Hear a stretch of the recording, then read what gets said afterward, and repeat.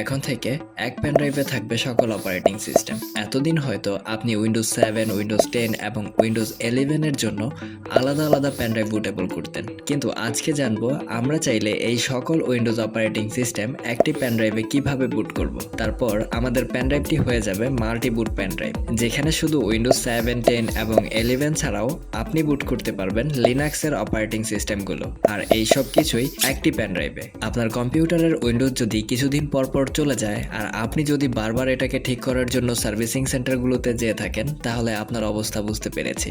নিজের ইচ্ছা না থাকা সত্ত্বেও যখন বন্ধুদের ট্রিট দিতে হয়, কিন্তু আপনি চাইলে নিজেই ঘরে বসে আপনার উইন্ডোজ সেটআপটি করে নিতে পারেন আপনার পছন্দের অপারেটিং সিস্টেমটি পেনড্রাইভে বুটেবল করে। তাও আবার একটি নয়, অনেক অপারেটিং সিস্টেম একসাথে বুটেবল করতে পারবেন।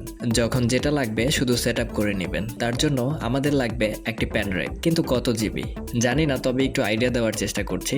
মনে করেন আমার কাছে একটি 32 জিবি পেনড্রাইভ রয়েছে। এখন আমি উইন্ডোজ 10 ও উইন্ডোজ 11 বুট করতে চাই পেনড্রাইভটিতে। আর এটা করার জন্য 32 জিবি হবে কিনা বা আরও কতটুকু খালি থাকে তা আমরা একটু পর দেখে নিব। তখন আপনার আইডিয়া হয়ে যাবে আশা করি।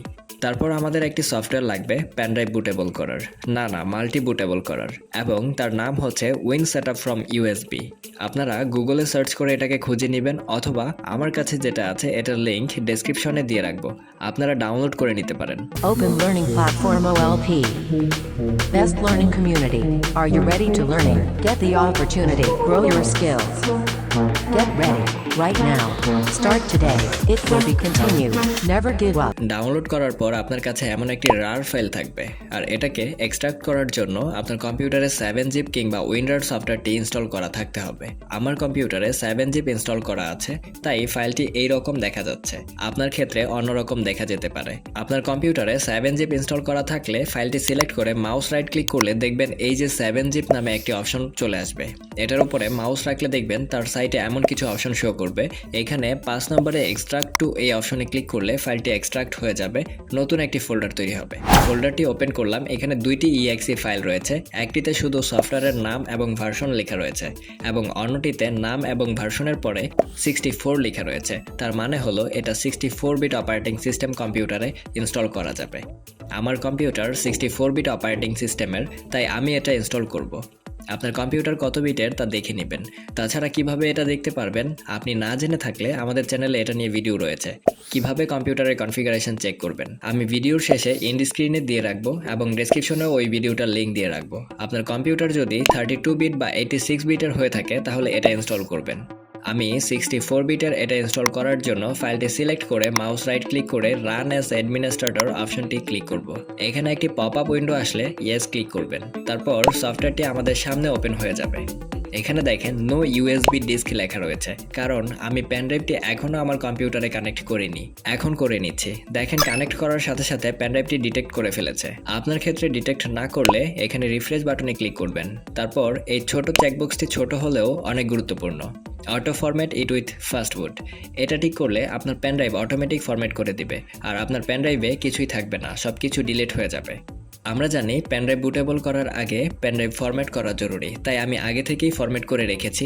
এজন্য এখন এটা অন করলাম না। আপনার ক্ষেত্রে আপনি আগে থেকেই ফরম্যাট করে নেবেন, না হয় এটা টিক করে নেবেন, তাহলে সফটওয়্যার নিজেই পেনড্রাইভ ফরম্যাট করে দিবে। এখানে আমাদের সামনে রয়েছে বাছাই পর্ব। আমরা কোন অপারেটিং সিস্টেম বুট করতে চাই সবার প্রথমে সিলেক্ট করতে হবে। যেমন প্রথমে রয়েছে Windows 2000, Windows XP, Windows 2003 setup, তারপরে উইন্ডোজ ভিস্তা, উইন্ডোজ 7, 8, 10, 11 এবং উইন্ডোজ সার্ভার 2008, 2012 ইত্যাদি। তারপর অন্যান্য অপারেটিং সিস্টেমগুলো রয়েছে। যার যেটা বুট করার দরকার এগুলো পড়ে দেখবেন কোনটা আপনি চান সে অনুযায়ী সিলেক্ট করবেন। যেমন লিনাক্সের গুলো নিচে রয়েছে। আমরা আজকে উইন্ডোজ 11 ও উইন্ডোজ 10 বুট করব, তাই দ্বিতীয়টা সিলেক্ট করলাম। এবং বুট করার জন্য আমাদের কাছে অবশ্যই উইন্ডোজ 11 ও উইন্ডোজ 10 এর আইএসও ফাইল ডাউনলোড করা থাকতে হবে। যাদের কাছে নেই তারা গুগলে সার্চ করে আইএসও ফাইলটি ডাউনলোড করে নেবেন। আমার কাছে আগে থেকেই ডাউনলোড করা আছে। তারপর যেটা সিলেক্ট করব তার পাশের 3 ডট বাটনে ক্লিক করে প্রথমে আমি উইন্ডোজ 11 বুট করতে চাই। তার জন্য উইন্ডোজ 11 এর আইএসও ফাইলটি যে ফোল্ডারে রাখা আছে সেখান থেকে ফাইলটি সিলেক্ট করব। এখানে উইন্ডোজ 11 এর দুইটি আইএসও ফাইল রয়েছে। 64 বিটের।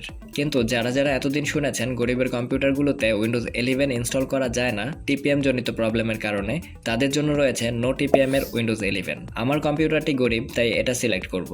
আর যাদের দামি গেমিং পিসি রয়েছে ভালো কনফিগারেশনের, তাদের টিপিএম এর প্রবলেম হবে না, তাদের জন্য এটা করলে হয়ে যাবে। আমি নো টিপিএম এর আইএসও ফাইলটি সিলেক্ট করে ওপেন বাটনে ক্লিক করে দিলাম। এখানে শুধু এই গো বাটনে ক্লিক করলেই হয়ে যাবে। কিন্তু আমরা ওপেন লার্নিং প্ল্যাটফর্ম একটু আদর করে বললে OLP থেকে যতটুকু সম্ভব অনেক ডিটেলসে শিখব, তাই খেলা শুরু অ্যাডভান্স লেভেলে। একটু দাঁড়াও, আগে বলে নেই কী খেলবো। আমরা যেহেতু একটি প্যানড্রাইভে একাধিক অপারেটিং সিস্টেম বুট করব, তাই এগুলোর যদি আলাদা আলাদা ফোল্ডার তৈরি করে যার যার নাম দিয়ে বুট করি তাহলে ব্যাপারটা অর্গানাইজড হবে। আর যখন আমরা কম্পিউটারে উইন্ডোজ সেট আপ করতে যাব তখন নাম না থাকলে বুঝবো কেমনে, যেমন কোনটা নর্মাল উইন্ডোজ বা কোনটা নো টিপিএম কিংবা কোনটা উইন্ডোজ 10 বা 7। যদি আবার লিনাক্সের গুলোও একসাথে থাকে, তাই ফোল্ডার এবং নাম দেওয়া জরুরি। আর এটা করতে হলে আমাদের অ্যাডভান্স অপশনে ক্লিক করতে হবে। এই যে আরও অপশন, কোনো কিছু দরকার নেই, শুধু দেখব এই যে কাস্টম মেনু নেম এই বক্সটিতে টিক করা আছে কিনা। যদি না থাকে ক্লিক করে অন করে দিব। তারপর এখানে গো বাটনে ক্লিক করব। তারপর আমাদের সামনে এমন একটি বক্স আসবে, খুবই মনোযোগ দিয়ে শুনবেন। এই বক্সে আমরা ফোল্ডার নাম দিব, যে ফোল্ডারে যেই অপারেটিং সিস্টেম বুট করব। আমরা উইন্ডোজ 11 বুট করব, তাই Win11 লিখলাম, কারণ এখানে 7 অক্ষরের বেশি লেখা যাবে না, আর লেখার মাঝখানে কোনো স্পেশাল ক্যারেক্টার বা স্পেস দেওয়া যাবে না। আর খুব দ্রুত লিখতে হবে, কারণ এই বক্সে 45 সেকেন্ডের মধ্যে যে লেখা পাবে তাই অটো সেভ হয়ে যাবে, তাই দ্রুত লেখা শেষ করতে হবে। তারপর ওকে বাটনে ক্লিক করলাম। এখন আমাদের বুট মেনু নেম দিতে বলেছে, যেটা আমরা কম্পিউটারে বুট করার সময় দেখতে পাবো যে কোন অপারেটিং সিস্টেমের নাম কোনটা। আর এখানেও সেম 45 সেকেন্ডের মধ্যে লিখতে হবে, কিন্তু স্পেশাল ক্যারেক্টার এবং স্পেস সব কিছুই দেওয়া যাবে। তাই আমি স্পেস দিয়ে উইন্ডোজ 11 নো টিপিএম লিখে দিলাম, পরে যাতে সহজেই বুঝতে পারি। এখানে ওকে বাটনে ক্লিক করে দিব। এখন আর আমাদের কোনো কাজ নেই, এখন বাকি কাজ সফটওয়্যার করে দিবে এবং কাজ শেষ হলে আপনাকে বলে দিবে জব ডান। এই যে চলে এসেছে জব ডান, আমাদের উইন্ডোজ 11 বুট করা শেষ হয়ে গেল। আপনি যখন করবেন তখন জব ডান লেখা আসতে 10 থেকে 15 মিনিট বা তার কম বেশি লাগতে পারে। কোনো কিছু করতে হবে না, শুধু ওয়েট করবেন যত সময় জব ডান লেখা না আসে। আমার এখানে চলে এসেছে, তাই ওকে বাটনে ক্লিক করব। এখন আমরা উইন্ডোজ 10 বুট করব, তাই আবারও দ্বিতীয়টি সিলেক্ট করে তার পাশের 3 ডটে ক্লিক করলে আমাদের উইন্ডোজ 10 এর আইএসও ফাইলটি যেখানে রাখা আছে সে ফোল্ডারে যাব। তারপর আইএসও ফাইলটি সিলেক্ট করে ওপেন বাটনে ক্লিক করব। তারপর অ্যাডভান্স অপশন টিক করে এখানে কাস্টম মেনু নেম অন করে গো বাটনে ক্লিক করব। সেম প্রসেস, প্রথমে ফোল্ডার নেম Win10 কোনো স্পেস ছাড়া, তারপর ওকে। এখন বুট মেনু নেম উইন্ডোজ স্পেস 10, তারপর ওকে। কিন্তু খেয়াল রাখবেন, প্রথমবার যদি আপনি অটো ফরম্যাট অপশনটি অন করে বুট করে থাকেন, এবার কিন্তু অন করবেন না, তাহলে এর আগে যেটা বুট করেছি সেটাও ফরম্যাট হয়ে নতুন করে বর্তমান বুট থাকবে। তারপর কিছু সময় আবার ওয়েট করবেন, জব ডান লেখা আসলে ওকে করবেন। আমরা উইন্ডোজ 11 এবং উইন্ডোজ 10 বুট করে ফেলেছি। এখন চলেন দেখে নিই আমাদের পেনড্রাইভের কী অবস্থা। তার জন্য আমি দিস পিসি ওপেন করলাম। এখানে আমাদের সবগুলো ড্রাইভ শো করছে। এখানে উইন্ডোজ নামের ড্রাইভটি হলো আমাদের পেনড্রাইভটি। 32 জিবি পেনড্রাইভে এখনও 17 জিবির বেশি খালি রয়েছে। আমরা চাইলে উইন্ডোজ 7 বা অন্যান্য আরও অপারেটিং সিস্টেম বুট করতে পারবো এই 32 জিবি পেনড্রাইভটিতে।